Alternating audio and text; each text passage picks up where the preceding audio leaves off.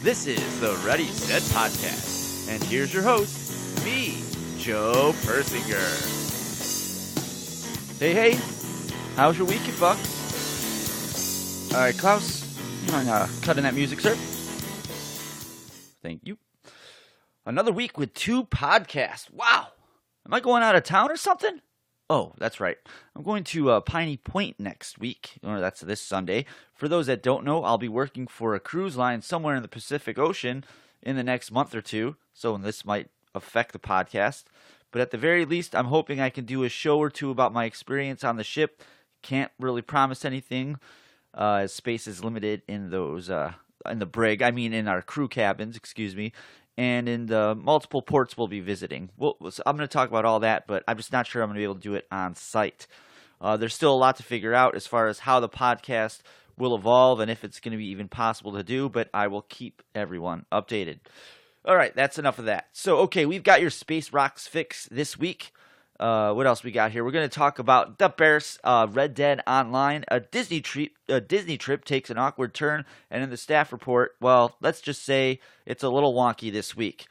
I know, that's a great tease. This is your one-stop shop current events and politics podcast. If society's a joke, then we're just here for the first set. Are you ready? Set podcast! All right, it's Space Rocks time. You know, I think I gotta come up with an audio theme for this. You know, I'm gonna work on that. Okay. Anyway, September 9th at 6:49 a.m. 2019 QZ3. That's Quick Zulu 3. It's 220 feet at 16,700 miles per hour and is only 2.3 million miles away from Earth. Generally, I think these smaller asteroids tend to blow up in the atmosphere. I don't know if the 220 feet one would, but I know the ones that usually are about 60 or 100 feet always. Anyway, September 9th at 3:13 p.m., asteroid 2019 RG2. It kind of sounds like that failed first-round running quarterback with a bum knee that the Redskins drafted in 2011. This one's 66 feet long and traveling at 50,000 miles an hour. Also, that one would probably explode. 325,000 miles. Wow, that's right in the wheelhouse, Greg. Whew. September 9th at 9:10 p.m., 2019 QY4 is going to be making its way into our neighborhood. Only 596,000 miles out. Still in the wheelhouse-ish. At 52 feet in diameter, traveling at 17,380 miles an hour. So those last two probably would definitely blow up in the atmosphere if they came into, if whatever, you know what the fuck I'm trying to say. That there have actually been previous reports of that. I know the biggest one was in Russia in the early 1900s. Look it up if you care to find out. All of these asteroids are classified as Apollo asteroids, which means they have very wide orbits that take them around the Earth and the Sun. So from time to time, their orbits intersect with Earth as the blue marble makes its way around our massive star. Or like I said before, it's your crazy sister who won't let that one night... Wait, what did I just say? That's what I said. Whoa, that could have gotten really weird and scary.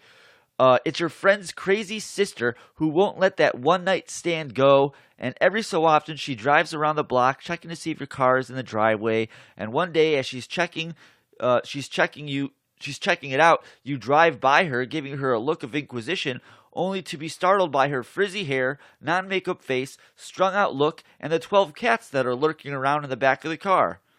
Then, after all that, finally ends a month later, it turns out she's a lesbian. Yeah, so that's basically my take on what an Apollo asteroid is, the Earth equivalent of it, if you will.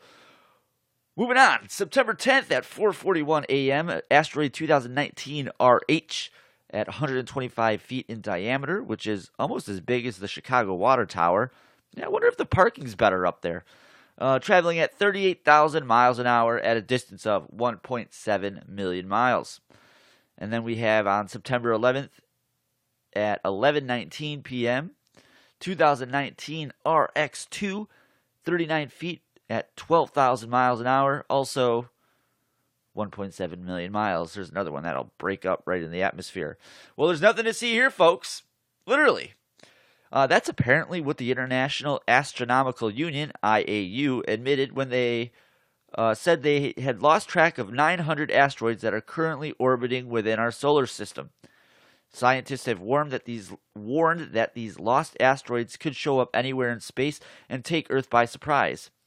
It's kind of like that one time I fought Ken back in 97. He lost track of my right cross and BAM! Out cold. Right in front of Matt's back door right there, too. All right, what else we got here? I think that's it for our Space Rocks. Let's move on to another story we've been following since the incarnation of the podcast, the college scandal updates. So Felicity Huffman was sentenced this week, and she's going to jail for 14 days and has to cough up about $30,000 in fines. This is kind of where I figured the judge would land on this. It's a decision that appeases both sides, sort of. I think the feds wanted a little bit more jail time. The defense wanted no jail. Prosecutors wanted 20 days. Is that what that is? I don't even know what I read. Yeah, the prosecutors wanted 20 days. The defendant got 14. Prosecutors also wanted $20,000 in fines, so it looks like that extra $10,000 bought her those 14 days out of jail. Or maybe that's supposed to be 28 days. So maybe they wanted a month and she got half of that. Whatever. I can't type. But I guess that's going to depend on how you choose to look at this. So what's really interesting is that if you spend $15,000 on getting your kid into a school, what's the punishment when you fake photos and pay $500K? That's a Lori Loughlin reference if you haven't been following. Reports are coming out that the federal prosecutors want to give Becky and her husband 3 years in jail. And if you're them watching this whole situation, you're nervously sitting there thinking that you might possibly do 1.5 years in jail now. Most of that time could have been mitigated if Aunt Becky's husband wasn't such a meathead. And I'm talking about her husband in real life. Who wrote this? What's IRL mean? What's that? Oh, yeah, I'll never understand what these hipsters are. Someone wrote IRL here. And, yeah, anyway. All right, we're done with this. All right, let's move on to my favorite one here, the Bears. Well, that was an interesting game last Thursday. I'm not sure if any of you watched it. It's just the same old Bears. They've got a defense that shows up, and the offense is nowhere to be found. Anytime a defense can hold a quarterback like Aaron Rodgers to 10 points, a W should be in the works. I just don't want to say it's expected, but you should be in a pretty prime position. But when you have an offense that creates penalties at a greater rate than they do yards, how the hell do you expect to be successful at this level in the NFL? Even more maddening, they scored a touchdown only for it to be called back because there was 12 men on the field. That's on the coaches. You know why I can't listen to the left-wing sports media? Let me explain. The Bears sunk like a stone in the new power rankings this week. The subpar offense, which is headed by third-year quarterback Mitch Trubisky, not Aaron Rodgers, struggled. The Packers actually went up in rankings. And again, a lot of that was Green Bay's defense that showed up. The Packers' offense didn't show up. They were held to 10 points. Now, the defense showed up, so that must mean Rodgers is having a great year. Nope. The Bears beat the Packers on first down, 16-13. They had more total yards, a better average gain per play, and more yards per rush, more passing yards. But the Packers go up in the ranking with an unproven defense, a new head coach, and a diva of a quarterback who was mediocre at best? It's insane and maddening. I still can't get over that the Packers go up. Their offense did nothing. I mean, you could almost say that game was the better of the two defenses. The turnovers basically won the game there because I think the Packers had a turnover towards the end of the game. So this game was all defense. There was no offensive showing whatsoever from either side. But now the NFL and the left-wing sports media, they want to celebrate the Packers like it's the new insane and maddening. There's a lot of blame to be passed around here. I don't even know where to start. Well, let's start with the head coach. So I guess I do know where to start. At best, I give the play calling a D+. I'm not sure how you have three dynamic playmakers in the backfield and don't even bother to get the ball into their hands, especially in the second half. 25 plus minutes, not one run play was called. I don't know what kind of balance Nagy is preaching these days, but if you're going to pass the ball with Mitch Trubisky, why? Just why? Run the ball. Run it.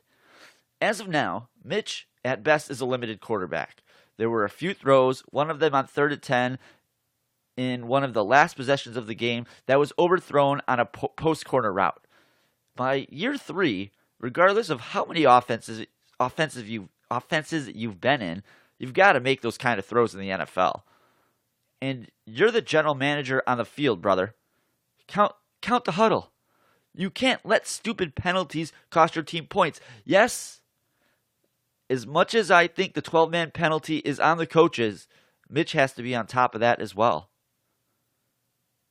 I mean, if you work in a restaurant and your manager is scheduling 12 people on the floor, as a supervisor, you could say, we're going to cut the floor down. There's not a lot of sales. I mean, it kind of works the same way. Checks and balances. So it's too early for me to conclusively decide where this offense is or going. It's only week 1. And I can understand some of the panic that's setting in, especially after that long offseason. Those two doinks bouncing around in everyone's brain, at least the Bears fans' brains. That offense has to start scoring points. And I really hope there's not a reliance on the defense scoring points and creating turnovers to boost the offense. Well, I mean, that last part's fine. Turnovers to boost the offense, create momentum, that's great. But you can't rely on... This isn't the 2007 Lovie Smith team where we're basically taking turnovers from the defense and creating points with that. That's not how you win in the NFL. And it's definitely not a formula to win consistently. Do you think that's why Tom Brady is still throwing darts in New England? That's what I thought. I'm done with this. All right, we're moving on here. Red Dead Online. Really starting to get into this game. Honestly, I haven't played GTA Online in a few weeks. I'll be honest with you, where I'm at the casino update's great. It's fun. But the game it's 6 years old. I mean, it almost feels that when you play it, especially after playing Red Dead 2, just the single-player campaign. But Red Dead Online, the graphics, it's just different. And it almost just makes me think, what more am I missing out on a newer GTA 6? So it's really hard to go back to GTA Online, especially the way Red Dead Online is going. And they did a big update this week to RD2 Online, I should say. I played this game when it came out last year and loved it. The story mode of the game was 60 hours long, and that was a good portion of my life there. And I blew through the plot quickly. And I kind of regret that because I just wanted to kind of see where the game was going. I didn't really just live in the moment of the game where, I'm not ruining much here, but I think in the beginning of the game, you end up going to it was one of the first base camps you and the crew live in, and you have that huge bluff. It's right near Valentine or Rhodes, I can't remember, but you're right there in that state there. And, I just kind of blew through all the plots really quickly. I didn't, decide, I'm going to go hunting and kind of live in the moment. I do regret that a little bit.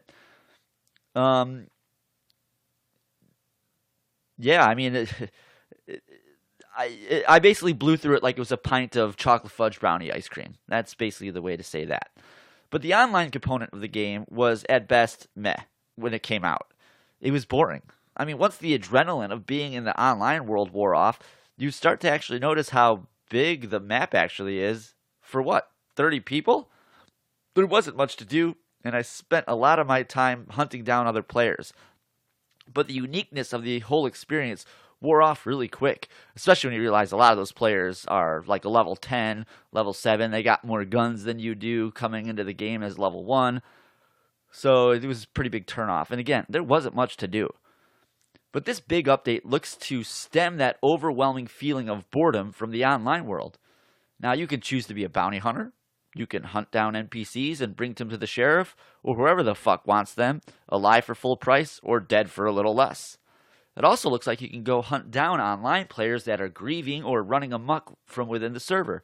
But my only question there is, if you use your lasso and tie them up, what's stopping them from joining a new session? Fucking you out of your bounty for keeping them alive. If you kill them, I can see how the game keeps the body for you to drop off, or maybe there's an automatic payment. I don't know. I should probably play the game to answer these questions, but I really want to know. Mostly because I think that's the path that I'm going to choose. You can also be a trader and start your own business, creating high-end pelts and furs and upgrades for your camp with grips. This, I can imagine, is probably going to be similar to if you play GTA Online. You've done the cargo missions where, you go out, you grab cargo, or in this case, you hunt whatever, and then you bring it back to a central point, and then that just, you build that up, and then you sell it off. So I imagine they're probably using a lot of the same coding there. I guess, I'm not a computer guy. I assume that's what you do to build that. Anyway, so the other one is you can be a treasure hunter, and you can find gold and shit. I'm not sure how many people will pick that one. Each one of these also, you could do all three, too, however you want to pace it out. You can play them at the same time, and each of them will net special items. Again, not sure what yet. Actually, maybe I do. So what do we got here? So for instance, the bounty hunter is going to get a lasso that's harder to break out of. And I guess they get cool clothes, some skins for a gun. I think there's a... Did I read that it's a saddle? Yeah, whatever. The trader probably gets some cool clothes, some cool hunting shit. The treasure hunter gets a shovel. I'm just kidding on that part. I think they get some cool trinkets. Okay, I don't know what the hell I'm talking about anymore. Let's move on. We've all been there. It's late. You had a long day, or maybe it's one of those days, that no matter what you do, bullshit seems to follow you everywhere, and it's beginning to take its toll on you. You might be prone to taking it out on some unsuspecting retail or food service worker. The persons that are able to manage this emotional state tend to be more successful of the human herd, if you will. The others, well, not so much. Case in point, if you are frustrated with a food service worker who can blame you, the majority of them are idiots, right? Right. But if you hit that level of frustration, like Jawan Davis or Jordan Dunn did that night in a McDonald's drive-thru, always remember, the people serving your food are people too. So maybe Mr. Davis and Dunn were a little more frustrated that they had to ask this food service crew repeatedly to warm their burgers up. When being nice failed, the two 20-year-olds decided to motivate them by pulling out a pistol. I don't play about my food, Mr. Davis told the food service communication tech, or the guy in the drive-thru. Do people not understand how dumb they actually sound when they talk like that? Why don't you just wear a sign on your back that says, I barely got through high school and I know not how to communicate to create grammatical sentences? Or I don't even know if that makes sense, to be honest with you. Maybe I should wear one of those. Or maybe it would be easier to say with a sign on your back, I went to school and got me some education. Anyway, the employees promised to bring them their burgers and call the police instead. These two idiots waited patiently, I say that because they didn't complain while the cops showed up and promptly arrested these two morons. And they also found a stolen firearm and a BB gun. So, good luck with all that, gentlemen. All right. So what do we got in about a week or so here? We got the Area 51 event coming up. But I got some interesting news. It has now been changed to AlienStock. I'm going to go on a tangential rant here. What is it with our society in naming mid to large scale concert events as a generic name with the word stock after it? Like Woodstock, I guess is what I'm referring to. But any kind of concert is some kind of word and stock. Do people really think this is original? Or the other one that really grinds my gears is adding the word gate to whatever the scandal du jour is. Deflategate, Russiagate. These are not original ideas, and I really think it's time we move on from adding the word gate or stock to generic scandals and hippie gatherings that sell music and shitty grilled cheese sandwiches. But I digress. Storm Area 51, AlienStock, is coming upon us. Or is it? More on that in just a second. First, let's talk about these two Dutch idiots that decided to trespass and film on federal property close to Area 51. Thijs Granzier? What kind of fucking name is that? Who has about 750,000 followers on YouTube, and his friend Govert Charles, Wilhelmus Jacob Sweet 21, who's 21. Let me say that again. Govert Charles Wilhelmus. It's Wilhelmus. Wilhelmus? Whatever. Jacob Sweep. Holy shit. That's his fucking name? You'd think stopping at Govert would be the move here. But nope. This dude's parents are like, fuck it. The power move is giving the kid 3 first names. A last name and a verb. Kudos. But apparently all those names don't make you smarter. These 2 idiots were arrested when deputies found their car parked near a gate about 3 miles into the Nevada National Security Site, also known as Area 51. They both admitted to seeing the no trespassing sign, but wanted to look at the facility. A few cameras, a phone, a laptop, and a drone were found in their vehicle. These fucks are lucky they didn't get an espionage charge thrown at them. They're not Americans, at least I don't think they are, and they're in a secured security site. But real quickly, notice how they were 3 miles in, and they weren't even arrested at Area 51. I mean, that was Area 51, the security site, but they weren't literally in Area 51 being 3 miles in. So they're 3 miles into the Nevada National Security Site, which basically sounds like the area that's around Area 51. So if you're thinking about breaking in, and if you're thinking about breaking in, you're not going to. The security area is like a good Italian lasagna. Lots of layers. Lasagna. But it's okay. There's still AlienStock, which is being held about 30 miles north of the isolated Air Force Base. Well, short story, it's not. The event has officially been canceled because leftists have found it to be insensitive and racist to minorities currently crossing the border and oppressed by the patriarchy of our culture. Actually, I'm just kidding. The creator of this event has become consumed with fear, and you actually thought I was serious, didn't you? The creator of the event has become consumed with fear of this event turning into Fire Festival 2.0-esque kind of disaster.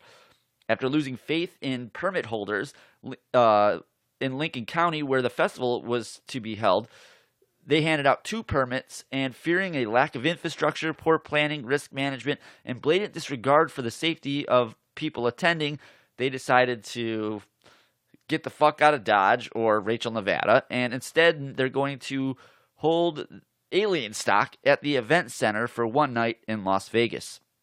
Okay, not a bad city. Weed is legal, so you might see aliens. But it's not at the same time. This is like finding out you're about to fuck the shit out of an Instagram model, only to discover it's your sister. Sorry, that was a little rough. This event is held in Las Vegas, will be at Nothing Burger. People will still drive out to the middle of nowhere and hang out by the gates, but I could be wrong about that. Okay, not really. Actually, I'm pretty confident I'm going to be right. So a Reddit user recently used the site to ponder to others if he was being a dick for telling his girlfriend's sister that she and her newborn baby weren't welcome to come along on their group's no-kid trip to Disney World. That kind of sounds a little redundant. The user, Disney Bound Gaston, asked if he was being a jerk for saying a baby cannot come on vacation. He goes on to say that this is a pre-planned, kid-free trip with a group of friends to Orlando, Florida, that had been in the works for a few years. Maybe he's embellishing there. No one needs that much amount of time to plan a trip. But then again, I don't have kids in a group of friends that live close to me. He also planned to propose to. He also planned to propose on this cliche getaway as well. 3 weeks before the trip, one of his friends had to drop out. So naturally, the girlfriend suggests her sister, who just had a kid, should tag along. Well, when he pressed his girlfriend about the no-kid rule and the sister's kid being only 6 weeks old by the time of the trip, he was told by his soon-to-be fiancé that the larger group could make it work with the newborn. So the guy decided to politely explain to the sister, the trip was adults only, and the mom-to-be really couldn't wrap her mind around the request. Gaston went on to say in the Reddit thread, she wouldn't listen and started rambling about her daughter getting pictures with Mickey and Elsa and how much fun she'll have. Fun fact, the daughter is also named Elsa. Fucking Disney people. Okay, so quick side note here. These obsessed Disney fucks need a fucking life. Who goes on to a Reddit site and names themselves Gaston? Wasn't that the guy douchebag womanizer in Beauty and the Beast? And who names their kid Elsa? Let it go, bitch! Let it go! Anyway, the sister eventually became offended and blasted him for the unsolicited parents' advice. Sounds like we got a left-wing progressive. Cussed him out and hung up the phone. Now his girlfriend, who is clearly the beta female in her relationship with her sister, wants him to apologize. This poor, poor bastard. The post went viral, and Gaston ended up having public opinion go in his favor. Most of the public agreed he hadn't done anything wrong, with some suggesting the sister is someone who is used to getting her way, and most likely the sister getting her way with his fiancé. But here's where the real Reddit sleuths show up. One user had hit this issue right on the head. She wrote, probably he, quote, "Hate to say it, but your girlfriend is the jerk here. She put you in a bad position, didn't help you get out of it, and is now blaming you for cleaning up after her mistake. There isn't even enough blame left over to throw some at the sister. It's your girlfriend who showed no consideration for you in this ordeal." Unquote. This is probably the most astute observation of this fiasco. Sounds like this guy has been to this rodeo before. Another person commented, "I would let this whole trip play out before proposing. This trip is going to give you a peek into what your marriage would be like with your girlfriend." Not sure how I feel about that second part. This trip is going to give you a peek into what your marriage would be like with your girlfriend. There is some truth there. But I agree with holding off on that proposal. I mean, this is possibly be deal breaker stuff. But it's easy to say that from a distance. So no word yet on how Gaston's trip will play out, but hopefully this idiot runs for the hills or stops going to Disney altogether. Grow up, you stupid fuck, and get a new hobby.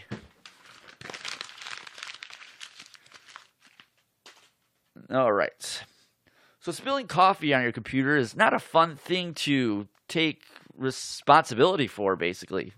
It might get in the keyboard, and it might splatter on that white cardigan you just overpaid for, or seep into the carpet and leave a brown stain on your carpet that you know your frenemy is going to gossip about when everyone else is with her in your group, or he. Hopefully you don't have a guy that's gossiping. Oh, I guess it happens. Anyway, now imagine doing that as a pilot for an airliner flying nonstop from Germany to Cancun. The 49-year-old pilot placed his lidless coffee cup on a tray table in the cockpit, and the drink was suddenly knocked over. I'm guessing the pilot knocked it over, unless he turned the plane to the right too hard. Either way, he's not going to admit to either one. Onto the first audio control panel, which is basically an electrical console that would be sitting next to the pilot's right leg. According to the report, quote, "The coffee on the center console was dried quickly, but resulted in the immediate malfunction of the ACP." That's the audio control panel 1, which is 1 is the pilot side, that affected VHF transmissions and public address announcements from the unit, the cockpit. The crew attempted to isolate the control panel, but it was not possible to do this from the flight deck, unquote. The ACP number 1 became hot and eventually failed, leaving an electrical burning smell in the cockpit. Oops. Guessing a lot of that verbiage probably came from the pilot's union. A few minutes later, ACP-2, which sits next to the first officer's left leg, became hot enough to start melting one of its buttons and then also failed. A small amount of smoke was observed coming from ACP-1.